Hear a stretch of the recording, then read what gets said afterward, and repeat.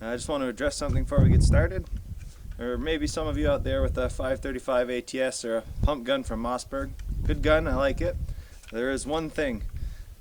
Some of you may have had this happen.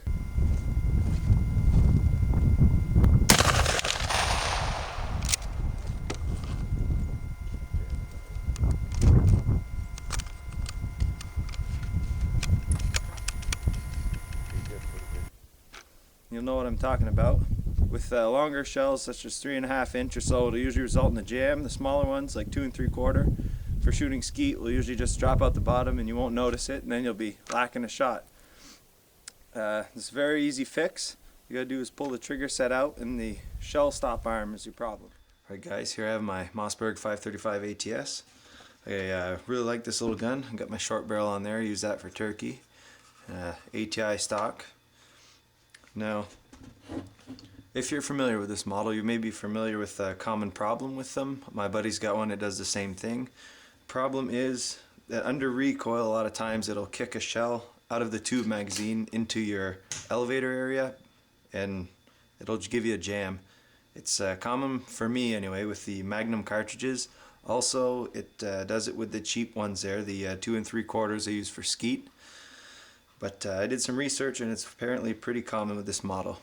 I'll show you where the problem is.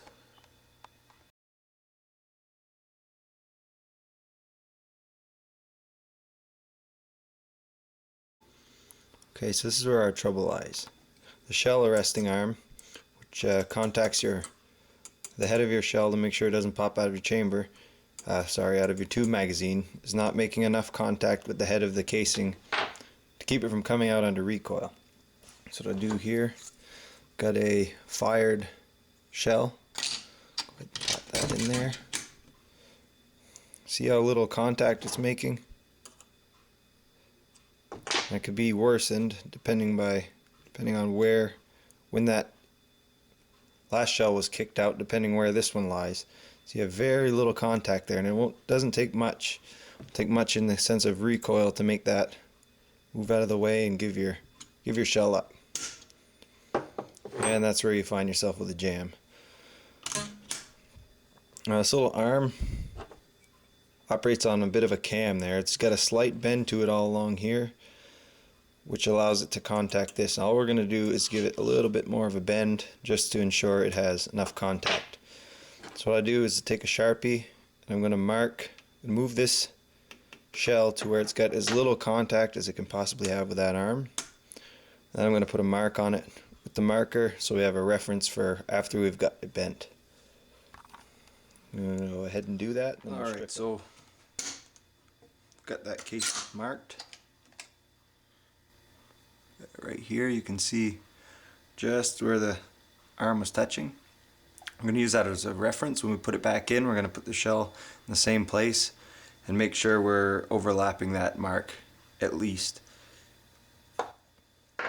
Okay, now if you have a factory ATS, you're not going to have to take the stock off to take the trigger set out, but being that I have an ATI pistol grip on here, I must remove the stock in order to get the trigger set out.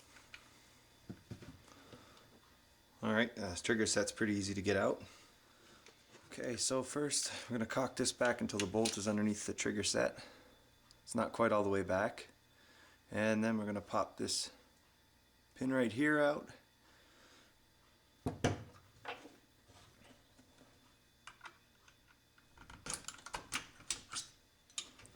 that somewhere you're not going to lose it. And put your trigger set off to the side. Now this is pretty easy because the first thing to come out are those two arms. Zoom it in a little bit here.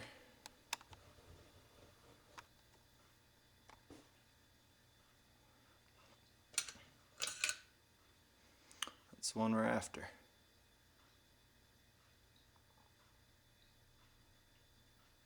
Now, put this off to the side.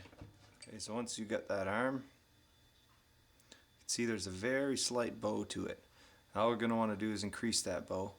We're going to do it carefully though, because this is spring steel and it's very likely to crack. I'm going to want to easily bend it from here out. I'm going to take it into work and I'm going to apply a little bit of heat to it. and in the hopes of not cracking it as I bend it. Now, I've heard Mossberg is aware of this problem, and if you phone in, their customer service is real good and they'll send you a new arm after advising you to try bending the one you already have. Now, I'm going to go ahead and bend it in the first place and maybe save myself a phone call. So we'll go get that bent and we'll come back. Okay, so I've got the arm here, took it into work and I heated it just a little bit and bent it. And then I quenched it in oil to maintain the spring capability, the spring properties of the steel. I'm going to go ahead and put it back in, and we're going to check that with the mark we made on the shell earlier, and we'll see how much it's improved. Right, so here we have the trigger set and everything back in. I have my shell with the mark from the Sharpie on it, indicating where we place this to have the least possible contact with the shell stop. Go ahead and turn this until it lines up with our previous mark, and as you can see, no matter how I move it, I can't get any of that mark showing, which tells me, and you can see now how much more contact the arm has. That shouldn't bounce out on recoil.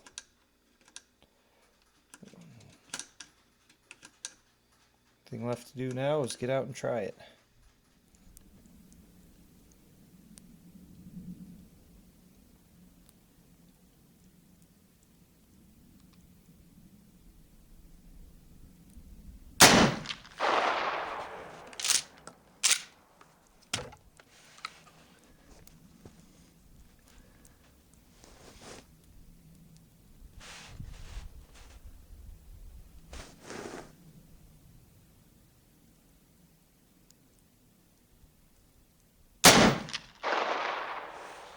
Yeah, those ones slugged.